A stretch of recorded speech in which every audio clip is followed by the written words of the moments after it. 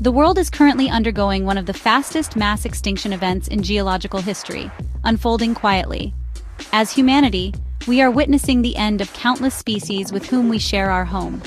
By lifting the curtain on this silent tragedy, let us try to understand where we are in the countdown, the reasons behind it, and perhaps most importantly, what we can do to reverse this course.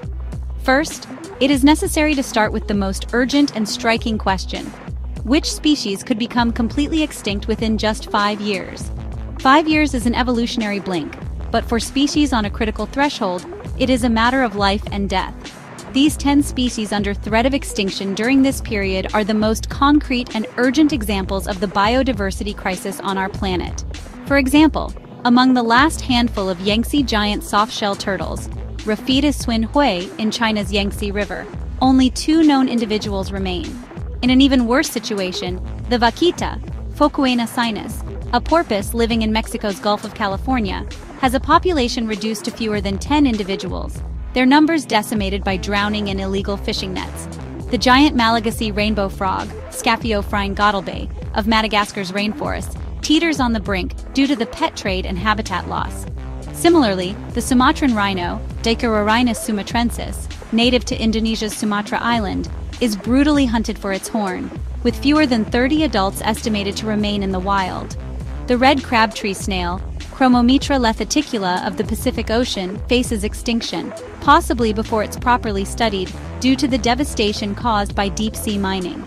The Chinese crocodile lizard, Shenosaurus crocodilurus, is at a critical point because of illegal pet trading and hydroelectric dam projects in China. The akikiki, Oreomystis bairdi, a bird species living in Hawaii's forests, is down to just a few pairs in the wild and is on the verge of extinction due to diseases carried by invasive mosquitoes. The short-billed pipit, Heteromerapha ruddy of South Africa, has lost almost all its habitat to expanding agricultural land.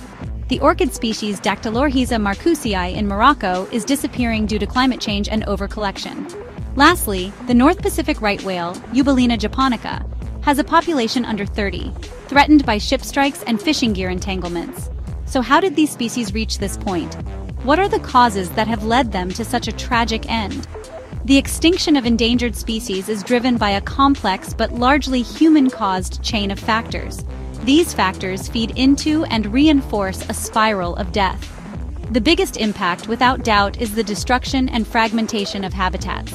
From the Amazon to Borneo to the Congo Basin, deforestation is obliterating the homes of countless plants, insects, mammals, and bird species.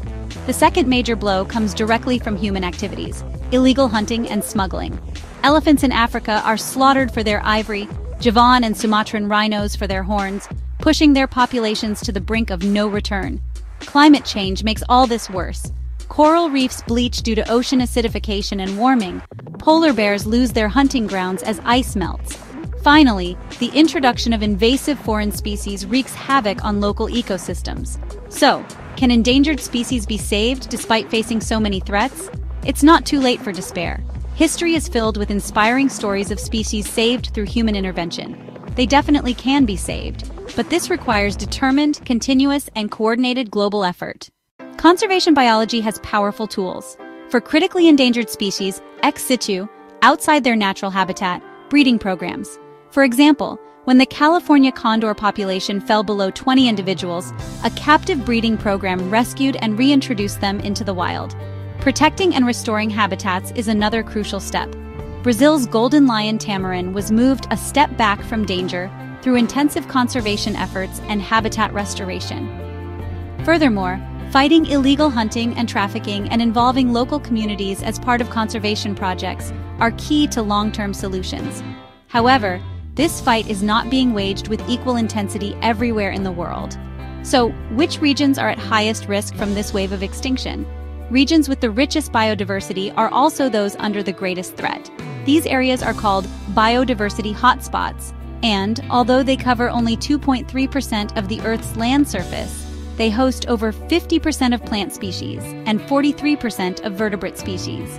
Southeast Asia, particularly the islands of Sumatra and Borneo, faces immense risk due to deforestation for palm plantations.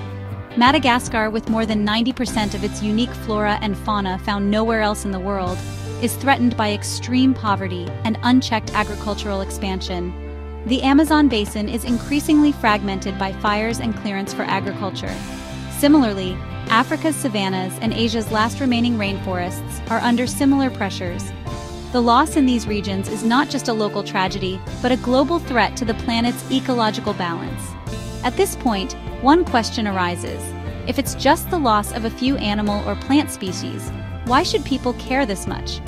The extinction of a species is not like a random painting being stolen from a museum. It is the permanent erasure of a component from our planet's life support system. Each species plays a unique role in the healthy functioning of its ecosystem. For example, without bees and other pollinators, 1/3 of our food production would collapse. Forests absorb carbon, regulate the climate, and protect freshwater sources.